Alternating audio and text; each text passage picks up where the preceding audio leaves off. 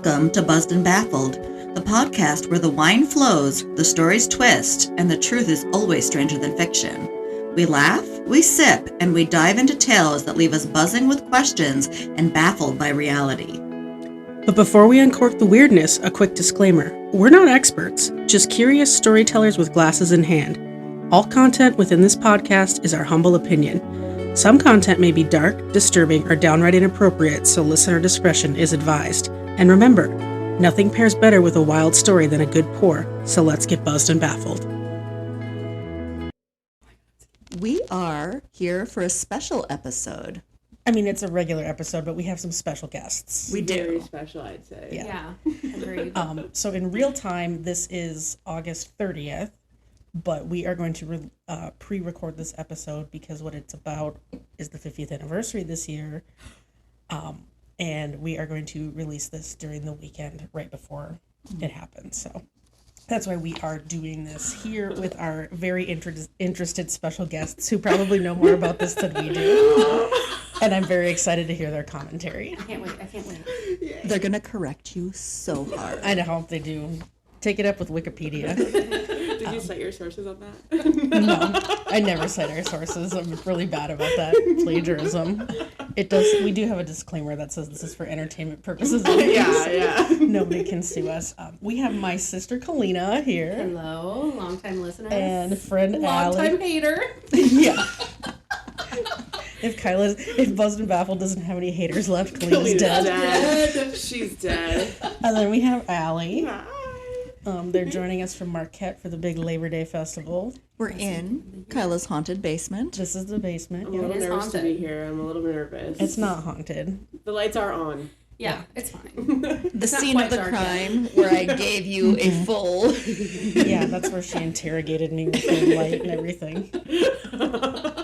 More on that later. So what's our story about today? Nicole just got sprayed. They put me in charge of it, and that was a bad idea. First, we need to talk about our wine, which we do not have a special wine today. No. There probably is one, but I did not think enough ahead to go down to like Michigan Made or something and find. We have the tried and true Boda box, the good old Sauvy B. Yeah. We don't have any peppers. No peppers this time. Nope. Does Dad have jalapenos up in the fridge? You mix the two? Yeah, Maybe. put them in. They're really good. So after this, I'm going to give you a glass of this, and we're going to put a slice of jalapeno in it. It is the chef's kiss. I can't drink that. I have a nightshade intolerance. Well, you can't, no. No. But you No, can just I'll have enjoy wine. it. Yeah, but I don't like wine. What? Get her out of here. I'm banned already. You're literally on Buzzed and Baffled. I know. I can't live like I mean, I this. can drink it. I'm not drinking These wine. conditions. I cannot work under these conditions. How are we supposed to live, laugh, love? Yeah. This is the story of the sinking of the Edmund Oh Fitzgerald. my god, yes. Our favorite. And this is the 50th anniversary this year. That's insane. Punch Lake Superior for us, everybody. Yeah. I didn't know that. Punch it. That was 50 years. Yeah. Yeah, I was like, ooh, when I I thought you were a looked. true fan. I am a true fan. I'm just, Unfortunately for not- us, November 10th is not a Saturday, it's a Monday, so you're going to get this story a few days early, but it'll be definitely in the spirit. It's worth it. One of my criteria for this was that I did not have to listen to the Edmund Fitzgerald song because I hate it. You are in enemy territory. You know that anytime there's a Touch Tunes in my vicinity, Yeah. it's Fitz is on it. We played in the Fitz is office. on it. I put it at Buffalo Wild Wings last week. Yep, she did. It's true. I told her, I was just like, my whole story is just me singing it over and over for an hour. Yes. You better watch out. We're going to play it at Stubbs tomorrow night. Yeah, we are. I cannot I'm going to wait. ask Easy Money to play it at the rec center. They don't know that song. They know of the song, but they won't be able to play it. It'll be in some weird key. Yeah, well. And since we are on location, I guess you could call it, again, apologies for the little bit of extra rustling where we have handheld mics tonight and not our usual very fancy setup that we have. It's not the same high-tech quality you're all used to. Yeah, for sure. Sorry about the poor quality this one Low episode. quality production, high quality guests. Yeah. That is 1,000% true. I'm going to jump in. In 1957, the Northwestern Mutual Life Insurance Company, based in Milwaukee, commissioned the building of a freighter as they were heavily invested in the iron and mineral industries. This was the first time an insurance company invested in the building of a ship, which makes sense because they're invested in it. They're looking to, profit. They hired Great Lakes Engineering Works, which is based in Lower Michigan, to design and construct the ship. The order asked that the ship be built, quote, within a foot of the maximum length allowed for passage through the soon-to-be-completed St. Lawrence Seaway, end quote. They asked that the ship is built literally as big as possible. That doesn't seem like a good idea. No. Especially because the Within St. a Lawrence... foot, that's not a lot of room. No, it's not. I could not drive a car that only had a boat. I relate to that. I could not drive a boat through a lock knowing I only had 1 foot on each No. side. No. You could have also just stopped at the end when you said, I cannot drive a car, period. Kyla laughs at me because I cannot back, if I take her car out, except to go pick something up when I'm at her house, I cannot back it into the garage, and I don't even like pulling frontwards into her She doesn't garage. even like being in the car when I'm backing it in. It makes her nervous. I'm the one driving. This is my car and my house. She's like stressed. Like, just thinking about it stresses me out. Oh my gosh. The ship is big. It's a big ship. As big as they can make it. She's big. She's big. The St. Lawrence Seaway connects the Atlantic Ocean to western Lake Superior. When it was finished, the ship was 730 feet long, 75 feet wide, and had a 25-foot draft. Does anyone know what a draft is? Is that how deep it goes down? It is. Look at that.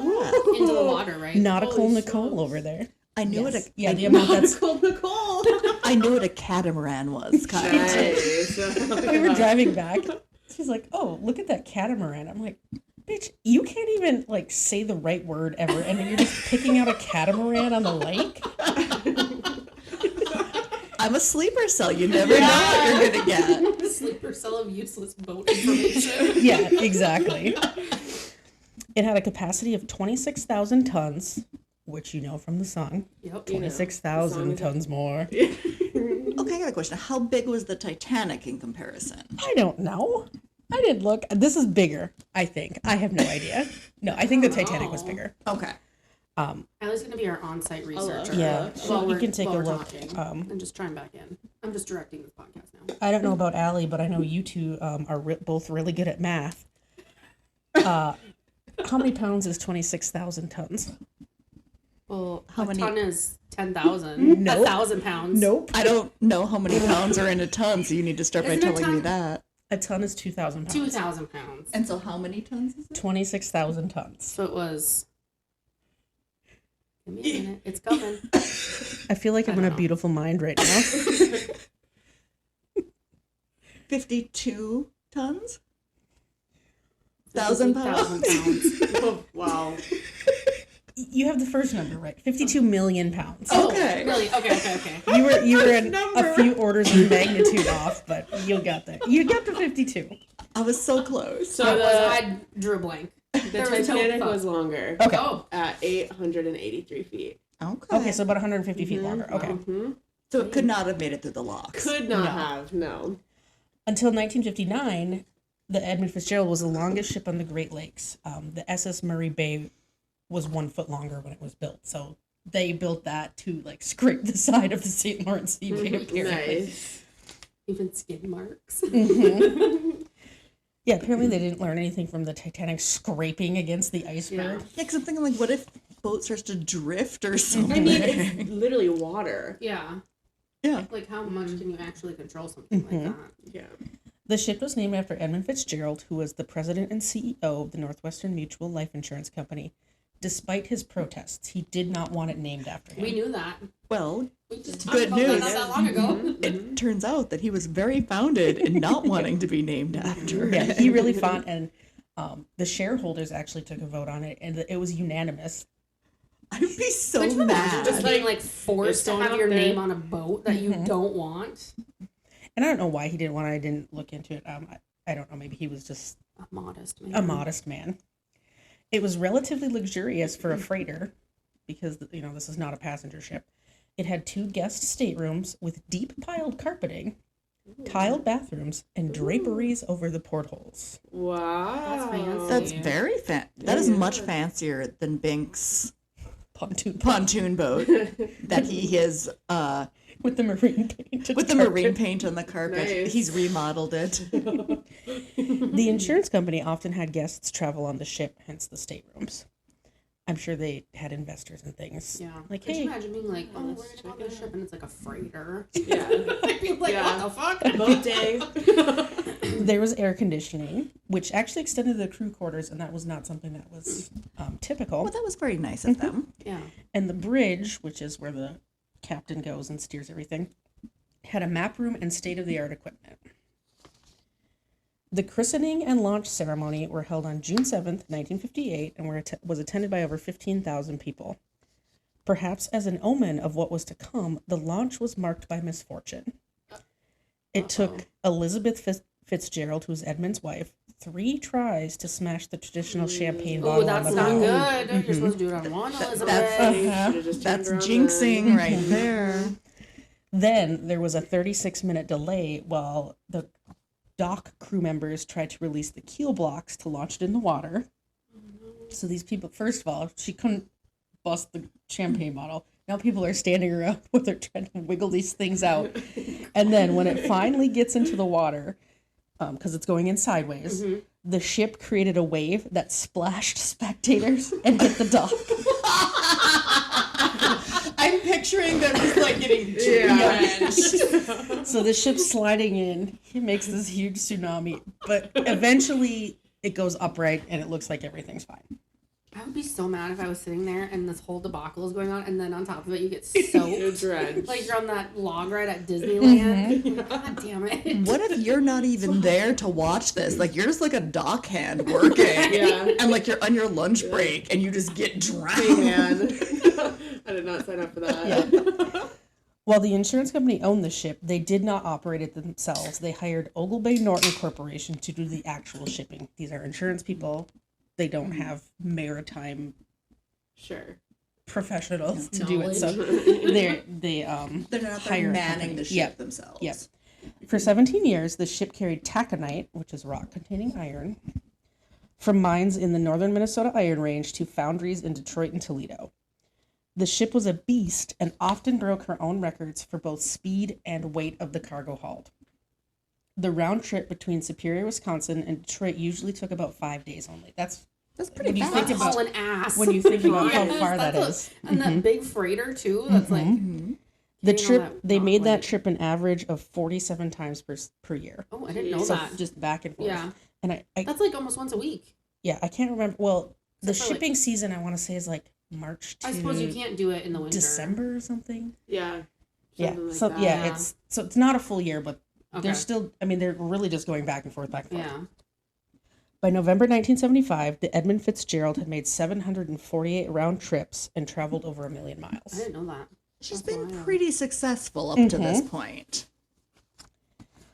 On November 9th, 1975, the Fitz left Superior, Wisconsin at 2:15 p.m. under the command of Captain Ernest McSorley with 28 other crew members. And I have a photo of the Fitz and Captain McSorley.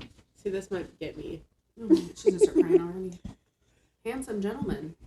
Is this the one who kicks it? This is the captain of And the he's ship. been the captain before, I'm sure. Yes. Yep. Okay. He'd been the captain for quite a while. Okay. There was a Do you know how captain. many captains that the Fitz has had? No, there was. I know there was a captain before him, but I don't know about before that. So there's been at least 2. So it's him and 28 other crew members. They were en route to a steel mill near Detroit. At about 5 p.m., they joined another ship, the SS Arthur M. Anderson, in the usual shipping lane on the lakes, like a highway. The National Weather Service had predicted a storm, but that it was going to pass south of Lake Superior by 7 a.m. the next day, which was November 10th. And that was not an unusual weather forecast for November. Right. She gets nasty. Yeah. While in Superior, another ship, the SS Wilfred Sykes, docked and loaded taconite and left 2 hours after the Fitz. Dudley Paquette, captain of the Sykes, predicted the storm would cross Lake Superior and decided to alter his route so he'd be closer to the North Shore and more protected from the storm. So he's going north up towards Canada. The Fitz and the Arthur Anderson are going like through the middle part that they usually do. Parallel, basically, with the UP. The Sykes overheard several radio transmissions between the Fitz and the Anderson, with both captains deciding to remain on the regular route. At 7 p.m., the National Weather Service updated their forecast and issued gale warnings for the entirety of Lake Superior. Following this forecast update, both the Fitz and the Anderson changed their course and headed more northerly. So they did eventually decide, but they still have to get up there. At 1 a.m. on November 10th, both ships encountered a winter storm with 60-mile-an-hour winds and waves 10 feet high. That's those gales, man. Mm-hmm. Those gales in November. Those gales of November, They man. come early. That's what they're talking about.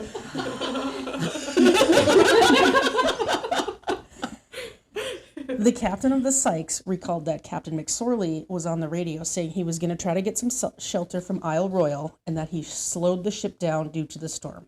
And this was unusual because he was not known to slow down or alter his course in the weather. He was that's how he set so many records. He's just like, no, we're doing it. I know this ship.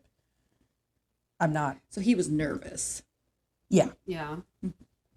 So it must have been really, I think, like, you're thinking, like, oh, 10-foot waves, like, that's not that bad. But then it's like, if he's slowing down the ship, you know it's bad. And I know like, it doesn't seem nasty. like 10-foot waves are very high, but when you're in the middle of the lake and a 10-foot wave comes giant towards you, boat? Yeah. you know, that whole boat is going up 10 feet in the air and coming down. And it's, like, crashing over the whole thing, too. Mm-hmm. At 2 a.m., the NWS upgraded their gale warning to a full storm warning. Up until this point, the Fitz had been following the Anderson, but by 3 a.m. they had pulled ahead of them. So even though Captain McSorley slowed down, he was still going faster than the Anderson. As the storm passed over the ships, the wind kept shifting and picked up again later in the day. The Anderson logged winds of 58 miles an hour at about 1:50 p.m. on the 10th. This is the day after. The day after they left. Yeah. Yep. About an hour later, it began to snow and greatly reduced visibility. The Anderson lost sight of the Fitz, which was about 16 miles ahead. At 3:30 p.m., Captain McSorley radioed the Anderson and announced that the Fitz had started taking on water. Ooh. Yeah. The ship had also started listing, which is a lean to one side, and had some other damage. Did they hit something? Mm-mm. Just the waves. Okay. And plus, it was holding too much cargo. So, Yeah, it's full. So, like, if the cargo had shifted too, then because if you're getting thrown around, things are going to move. And it's rock. It's not like, it's something light. If it was empty, it probably would have been a different story, but it's loaded full. Crazy. Captain McSorley said he would slow down some more so the Anderson could catch up. By then, the Coast Guard announced that due to weather, the Soo locks were temporarily closed and that all ships should find places to safely anchor. At 4:10 p.m., Captain McSorley told the Anderson that his radar had failed and asked the crew of the Anderson to keep track of their location on their own radar and tell him where he was, because when you're in the middle of the lake, you have no point of reference. You have no idea where you are. Yeah, there's no landmarks. What time is it again? This is 4:10 p.m. on In November November, 10th. so it's getting dark, or it's already dark. Storming And it's dark. snowing, Yep. Yeah, snowing. The Fitz was essentially blind and slowed down even more so the Anderson could get close enough to see them on their radar. Shouldn't he have stopped completely if he doesn't know where he's going? He has to get to somewhere safe enough for him to anchor. Okay. So he's got to get closer to somewhere. Because he's like, I need to get closer to shore. And this is probably an okay time for me to, I have a map of the path. So you can kind of see where on the time is here. And we'll put this on the website, buzzedandbaffled.net. Please go there. I work really hard on it. It's beautiful. Thank It is a you. very nice website. Okay. The Anderson was directing the Fitz towards Whitefish Bay to anchor and get some shelter from the storm. Captain McSorley called the Coast Guard to ask if the lighthouse and the beacon at Whitefish Point were operational so he could navigate there by sight. But both were inactive. Oh, no. Rube making a lot of noise. Sorry, No, it's okay. It's so quiet without Lana whining in the background or Teddy barking or something. At 4:52 p.m., the Anderson measured winds going 67 miles an hour. Ooh, yikes. For reference, our hurricane starts at 74 miles an hour. Oh. Yeah. She's nasty out there. The captain also asked any nearby ships to give a status of any navigational aid so he can get to Whitefish Point. So he's just saying, hey, anyone who's around, help me. Like, I'm trying to triangulate where I am. So he's like maydaying it at this point. Yeah. Were there other boats on the water? There were. There were 3, wasn't there? Mm-hmm. So the Anderson is behind them. Yep. The Sykes is more north of them. Okay, they went up by Isle Royal. Okay. Yep. I see. Between 5 and 5:30 p.m., Captain Cedric Woodward of the Avafors said the light was on, but the radio beacon was not at Whitefish Point. So different information from what the Coast Guard had. Someone was slacking at Whitefish Point. Mm-hmm. Snoozing on the John Law, but look at what happened. Oh, shit. Captain McSorley told Captain Woodward, I have a bad list. I have lost both radars, and I'm taking heavy seas over the deck in one of the worst areas I have ever been in. Oh, that's so scary. Mm-hmm. That gave me the chills just hearing that. By 6 p.m., the Anderson measured waves 25 feet high and wind gusts between 81 and 86 miles an hour. Yikes. So like we're in hurricane. We're in a hurricane. It's rapidly getting worse. Yeah, and it's snowing, and it's dark, and you don't know it's where dark. you are. Yeah, it's dark by now. You have no radar. You're blind. You can't see anything. You have no idea where you are. You're relying on other ships to kind of help point you in the right direction. He's lucky that like the power on the ship was still working at that And point. hope that you can maybe catch a glimpse of the beacon or the light that may or may not be on it. And not hit anything as you're trying to do it. There were also rogue waves up to 35 feet high. Oh my God. And I'll talk about rogue waves a little bit later. At 7:10 p.m., the Anderson notified the Fitz of a ship traveling upstream, so towards them, like going the opposite direction, the Nanfree, and asked Captain McSorley how they were doing. Captain McSorley replied, quote, "We are holding our own," end quote. The ship was never heard from again. Oh. 10 minutes later, the Anderson was no longer able to see the Edmund Fitzgerald on radar. No distress signal was ever received. So do they know what caused it to sink? Was it capsize? I was slacking on my spray bottle, dude. No, I was so into the story. I didn't say sour legs. That's okay. Missed. Missed. At 7:39 p.m., Captain Cooper of the Anderson contacted the Coast Guard on radio channel 16, which was used for distress signals. This is about a half hour after they stopped seeing them on their radar and stopped hearing from them.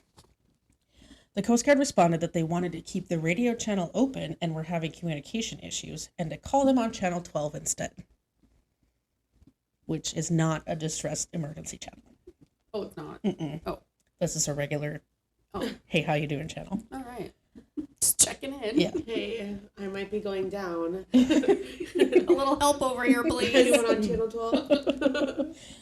The Anderson contacted the Nanfree, which was the ship coming towards them, and confirmed they could also not see the Fitz on their radar. The Anderson kept trying to contact the Coast Guard, but were not successful until 15 minutes later, when the Coast Guard asked the Anderson to keep a lookout for a lost 16-foot boat. So the Coast Guard, in this huge storm, has reports of some dumbass out on their 16-foot boat. Trying to catch a fish or something. Yeah. We're looking for the Fitzgerald. We're not looking for the 16-foot boat. Literal Also, Edmund Fitzgerald. Who's taking out a 16-foot boat in November? Right. I know, Right. in this huge storm. Yeah, what clowns are at the... Get real with that. What fish is worth that? Yeah. Let me know. No. That's not even a commercial length fishing boat. So it's not That's a just some commercial. that's just some jackass out there ice fishing. Yeah, Like in a someone in their aluminum boat or motor something. fishing. They're like out there. His bank in his pontoon. Bank in his pontoon boat. His knees are all scraped up from the carpeting. Well, I mean, it was like wild waves. So He didn't slip though. it's rubberized paint. He so was he gripped right to that floor. Captain Cooper continued to try to tell the Coast Guard about his concerns about the Fitz, and at 9:03 p.m., he was just like, "It's missing. It's gone. I'm trying to tell you this. We haven't heard in 2 hours from the Fitz. It's missing." the Coast Guard is just like, okay, put a pin in that. We're worried I about know. this Yeah, like instead. what clowns are at the Coast Guard post? Yeah. It is like 2 people in that little boat and like Mm-hmm. many. Like I hope you name names of these people. They need to be shamed. Call them out. I don't have them, They know who they are. Yeah. If you're listening, screw you. You know who you are. The Coast Guard asked the crew of the Anderson to turn around and look for survivors, which they did. So the Coast Guard's like, oh, yeah, call us on this other channel because this doesn't appear to be an emergency. But Look if for the this most famous freighter on Lake Superior is missing. They're like, look call for the this vessels. little boat. Oh, and by the way, I guess since it's gone, can you just turn around and look for survivors? I checked the water. I hope those people lived with like survivors guilt. They probably. I don't know. I hope they did. Those people at the Coast Guard. Mm-hmm. By 10:30 p.m., the Coast Guard asked all commercial vessels to assist in the search. Many ships, including freighters and Coast Guard vessels, a helicopter, and a fixed-wing plane, joined in the search over the next 3 days. They're asking these people to do their job for them. Mm-hmm.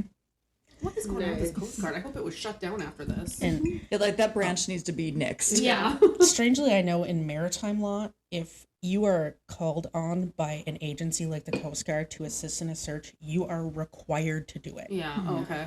That happened to us on our cruise. There was those The refugees. the refugees. yeah. Yep, and we missed 2 of our ports because there was a boat of 90 refugees. Like, I didn't know there was that many. I thought it was like 3. And we can actually post that picture on Buzzed and Baffled. I have a picture of the ship.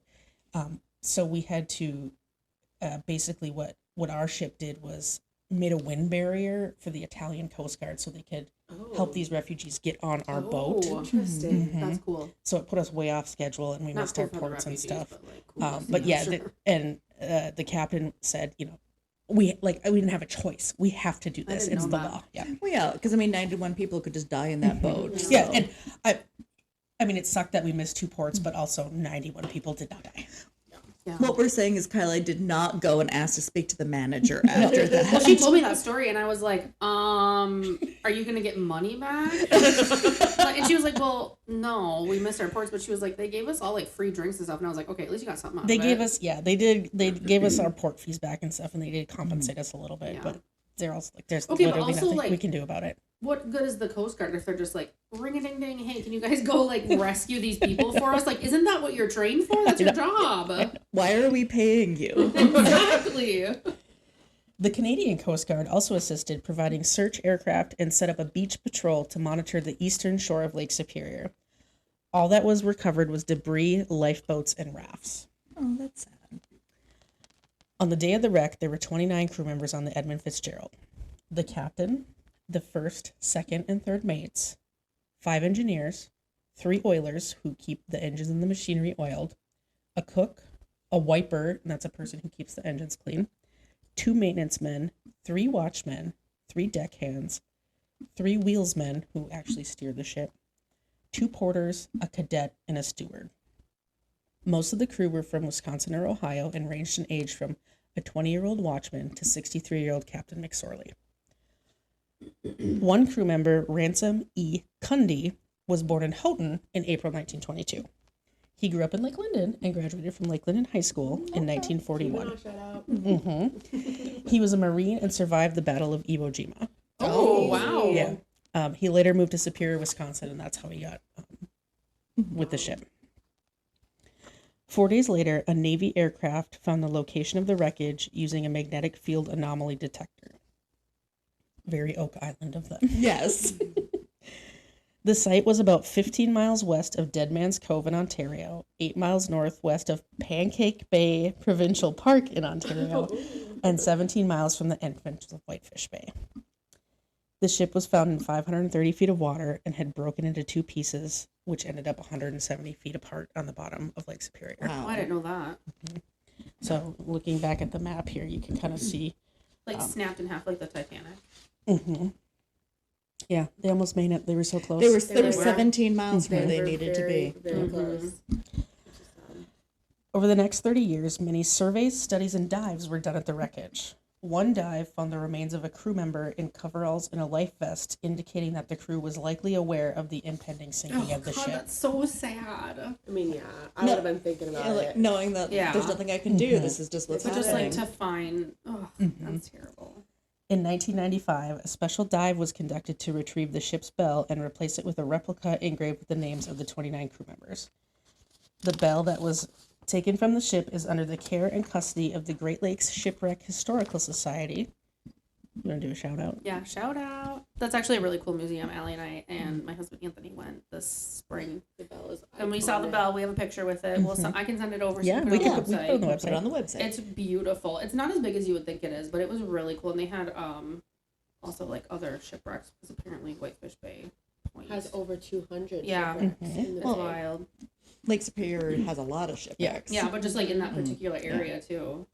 It's insane. A legal document agreed to by the relatives of the crew allowed the Historical Society to use it as a permanent memorial. The Historical Society is responsible for maintaining the bell and is forbidden from selling it, moving it, or using it for commercial purposes. Yeah, it's in like a glass case. Yeah. I'm glad the Coast Guard didn't get it. Yeah, Also, for can real. I just say, when we went there, it was a beautiful. When did we go? May or June? Yeah. It was beautiful. It was a gorgeous day. We get there to the lighthouse, turns foggy. Fog It rolls got in. the fog literally rolled in. It was so cold, and I was like, "Is this just the vibe here?" It probably And then is. we were talking to Uncle David, and him and Aunt Nancy went there. Shout out. And he said the same thing. He said it was beautiful, and you get there and the fog rolled in. I was like, "This must just be the vibe, man." It must be. Is it haunted? It I might mean, be. I feel like it has I'm sure to the be. lake is haunted. I went there in the fall once where it was like dreary and like kind of moody, and the vibes were weird. Spooky. Spooky season. Yeah. Spooky Lake month. We can go ghost hunting there, Kyla. Because the wreckage is so spread out, about a third of the area is in Canadian waters and the other is in United States waters. The Canadian government has imposed strict licensing requirements for diving, doing surveys, scans, anything. So research activity dwindled. None of the studies indicated an exact reason why the Fitz sank, but there are several theories. Also, if you were to like go there on your own and dive, it's like $1 million fine. Yeah, Yes. it's Oh, it's- really? Yeah, Yeah, you cannot do it. Yeah, because it's considered like a grave site. Mhm. Oh, that makes sense. Yes, it's protected, and Yeah. you cannot. And the there was a Canadian company, and they actually went and were the ones that retrieved the bell. It wasn't the United States. Yeah, it was a special thing that they went for. They had to get a bunch of permits Yeah. and stuff. At the museum, they play like this tribute video, and it's like plays every 20 minutes. Yeah. Whatever. Yeah. You just go in there and sit down, and I'm watching it, and I'm like super emotional. And Kalina looks over at me, and there's tears literally rolling down my face. She's like, "Are you gonna be okay?" And I was like, "I'm currently not okay." She lost I'm actually. it. She lost it when they started dinging the bell 29 times towards the end of the They were video. showing like the family members, and I'm like, Yeah. this is It was a too vibe though. It's in sad. like an old there's like a small dinghy. It's in like a not in like a Yeah, barn. it's like a workroom. Yeah, kind of. It's And like, and it's like wooden. on a projector, and it was a really neat little video. But yeah, I was like, dude, are you gonna be okay? newsflash, I She was wasn't. feeling it. I was. In 2005, the NWS and NOAA, the National Oceanic and Atmospheric Association, I think that's what that stands for, did a computer simulation of the weather conditions between November 9th and November 11th of that year. They showed that in the video. Quit cutting ahead. You're going to get the horn. I wasn't gonna say anything about it. I was just saying they showed the simulation. It was actually really cool. Yeah, I'll have to go there sometime because it sounds really cool. It showed where the Fitz was located. 1 in every 100 waves was 36 feet high, and 1 in every 1,000 waves was 46 feet high. I'm trying Imagine. to think context of what that would be. Like how tall a building is, like a skyscraper.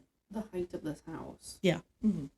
Wow. Okay. And then you're just getting hit over and over and Yeah. over. It was cool though because they were in like a makeshift like the captain's quarters or whatever in the video, Oh, cool. and it was like rocking like they were on there. It was crazy. They concluded that the high winds in the area and very high waves could have caused significant rolling of the ship. Obviously. The measurements in the simulation matched the weather logs from the Arthur M. Anderson, which of course survived the storm. So that's how we know how high and got all those data You points. just knocked your glass. I got Oh, it. whoopsie doodles. Another theory is that there were 3 rogue waves reported in the vicinity of the wreckage, and a rogue wave is an unpredictable surface wave that is much higher than surrounding waves, so it just like comes out of nowhere. Oh, okay. That's my favorite theory. Kind of like the one that rocked me on the beach in Mexico. It just like Rogue wave. it's In Mexico in the turd It ocean. was Yeah, the Fitz. in Yeah, Mexico. I felt like it. You just got slammed into the shore. And then when I tried to get up, the second one came and just like, barreled me again. I had seaweed like all inside my swimsuit and Sand for sand days. everywhere. Oh no. On Lake Superior, rogue waves have occurred in series of 3 called the Three Sisters, and the captain of the Anderson did report 2 very high waves and possibly a third that hit their ship and continued in the direction of the Fitz. In 1977, the Coast Guard hypothesized that the ship's hatch closures were ineffective, causing water to gradually flood into the ship. Do you know where I'm going with this? I have a feeling I do.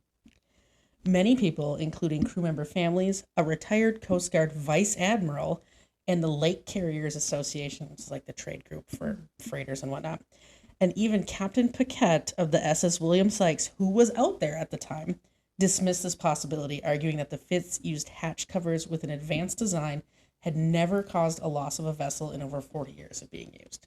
So again, the Coast Guard not being great here. Yeah, what's going on with this? I We don't need to get an investigation. Like, I feel that perhaps they should pay more attention to liability.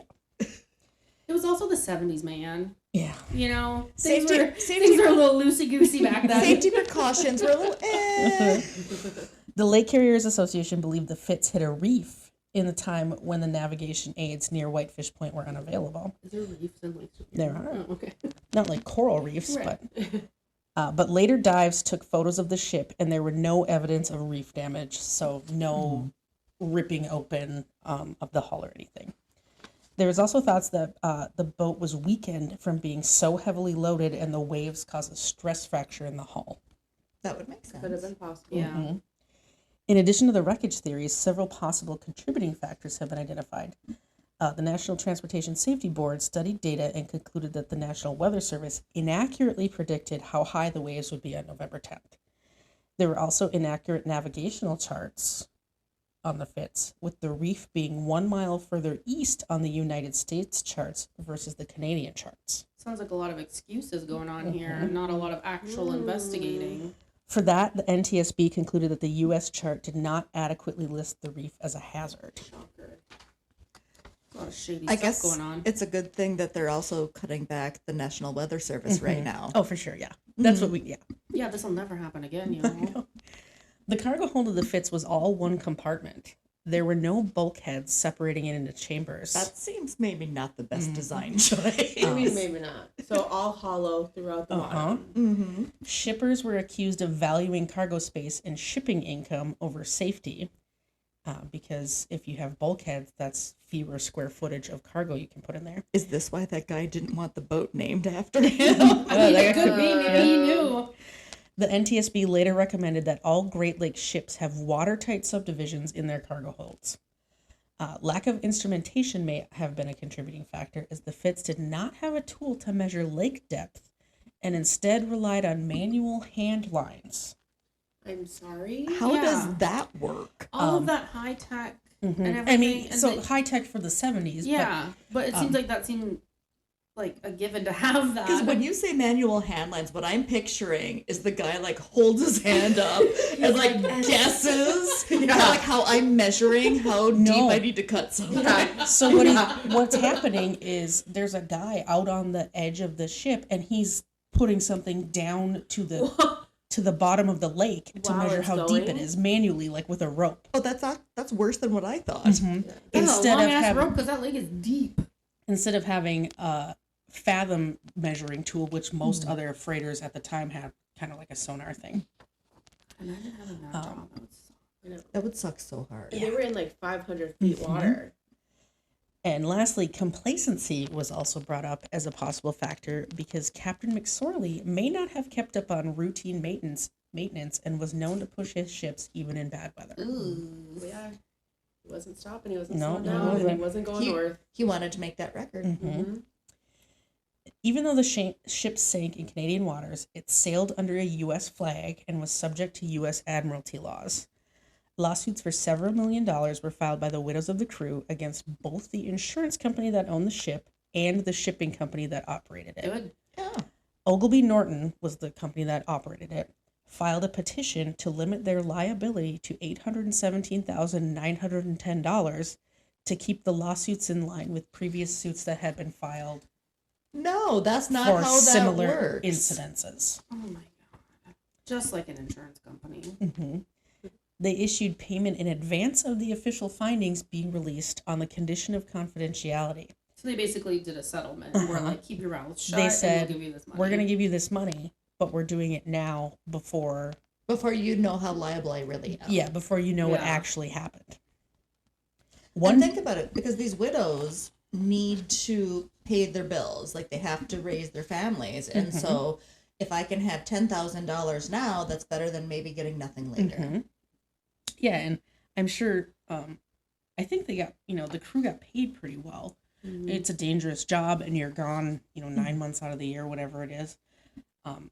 The widows probably didn't work, and it was the time in the 70s where, there were still a lot of one-income households. Yeah.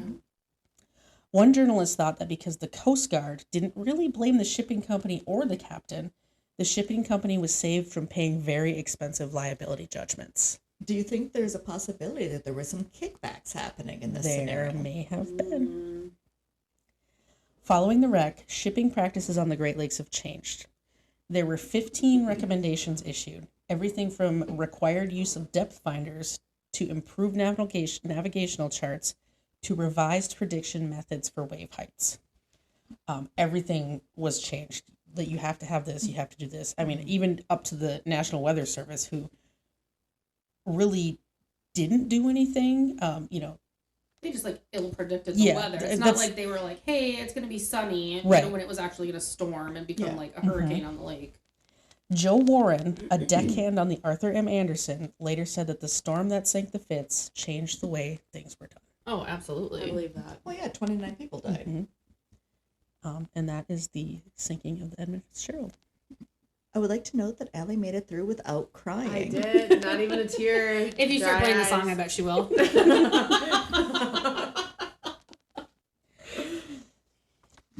It's a sad story. It's It a is. sad story. And it's like... And really incredible. it seems like it was so much longer ago than 50 years. Not that I was alive when it happened, feels like it's but from the 1800s or something, Yeah. or 1940s. Yeah. But it was just you don't think of Well, shipwrecks. when you think of a shipwreck, you're like, well, we had technology to avoid it. Right. Except But if they we're not didn't. using it. Yeah, except or they don't didn't. have it equipped at all. But Or we've got curtains we over have the a- portholes. We have a bad And map. and good shag rugs. Yeah, deep shag rugs. But we don't need a depth finder. That's where they pinch the pennies Yeah. on the depth finder. They're like, you can have a shag carpet or a depth finder. They You were like, cannot have you both. we'll just hire some kid to do it. We're just going to give him a dumbbell and a rope, and he's just going to toss it over the side. I mean, that ship's cruising. How did he not get ripped off the ship? I don't think it was him actually manually holding it, but they would have had some type of rope with measurements on it. And it's just down. Mhm. Yeah. Okay. They just check it maybe often to see where they're at. That makes more sense. Yeah. Then, yeah. Well, I'm assuming it's not dragging on the bottom then. No, it's probably close to the bottom. I don't actually know, but I think it has. It could be fastened to the bottom of the ship too, so it's not just that would make more sense. Yeah. down there. Then some guy just hanging on to it 24 I just pictured hours. some poor guy out there with a metal rod, sticking it down into the lake and pulling it out. I'm like, what? If it gets sand, it goes By into the the bottom. in a cave, checking to see if it's done. By the time he pulls that back out, they could be in 200 feet of water instead of 5. Yeah, that's a lot of rope to have to pull. I think we need a diagram of how that works. Yeah, we'll find one. We'll put it on the website. I got some time to figure this out. Yeah, we got a little bit of time for this release. But thank you so much for being Thank you for having us. guests This on was the a pod. We were blast. glad. Our favorite story. Glad for your associated input as people who have actually seen the bell. Yeah. It's beautiful. We've got qualifications. We do. Three It's rings. actually very shiny. You would think very it would be shiny. They definitely tarnished, polish it. but yeah. Cool. Yeah. All right. Well, to the next pour and the next plot twist. We need to be in it too. Also, I told them to say that. Oh yeah, you did. You ripped it off of ChatGPT.